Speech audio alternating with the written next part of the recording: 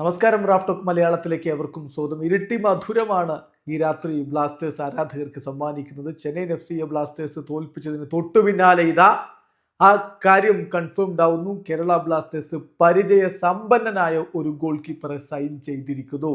Marcus മെർഹുലാവ് കഴിഞ്ഞ ദിവസം പറഞ്ഞില്ലേ 24 മണിക്കൂറിനകം ഒരു കിടിലൻ ന്യൂസ് വരാനുണ്ടെന്ന്. അത് വന്നു കഴിഞ്ഞു. ഒഡീഷ FCയിൽ നിന്ന് കമാൽജീത് സിംഗിനെ കേരള ബ്ലാസ്റ്റേഴ്സ് സൈൻ ചെയ്തിരിക്കുന്നു. ഇക്കാര്യം മാർക്കസ് മെർഹുലാവ് റിപ്പോർട്ട് ചെയ്യുന്നത് ഇങ്ങനെയാണ്: Kerala Blasters have completed the signing of goalkeeper Kamaljit Singh from Odisha FC. ഈ ഒരു ഡീല് രാഹുൽ KPയുടെ ഡീലിൽ ഉണ്ടായിരുന്ന പോലെ തന്നെയാണ്.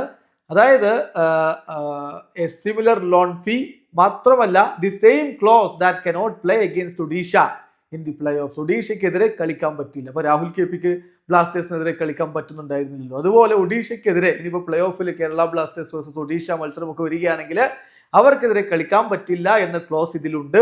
ഇപ്പോൾ രാഹുൽ KPയുടെ കാര്യത്തിൽ എന്താണോ സംഭവിച്ചത് അതേപോലുള്ള ഒരു ഡീലിലാണ് ഇപ്പോൾ ഒഡീഷ FCയിൽ നിന്ന് കമാൽജീത് സിംഗിനെ കേരള ബ്ലാസ്റ്റേഴ്സ് സ്വന്തമാക്കിയിരിക്കുന്നത്. 29കാരനായിട്ടുള്ള കമാൽജീത്ത് വളരെ അനുഭവ സമ്പത്തുള്ള താരമാണ്.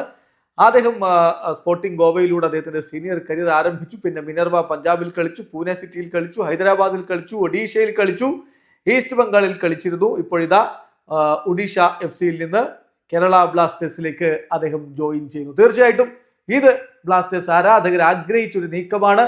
ഒരു പരിചയസമ്പന്നായിട്ടുള്ള ഗോൾ കീപ്പർ, അതെ, കമാൽജീത് സിംഗിലൂടെ ബ്ലാസ്റ്റേഴ്സ് അങ്ങനെ ഒരു പരിചയ സമ്പത്തുള്ള ഗോൾ കീപ്പറെ സ്വന്തമാക്കിയിരിക്കുകയാണ്. വീഡിയോ അവസാനിക്കുന്ന ഫുട്ബോൾ ലോകത്തെ കൂടുതൽ വിശേഷങ്ങളുമായി റാഫ് ടോക്സ്.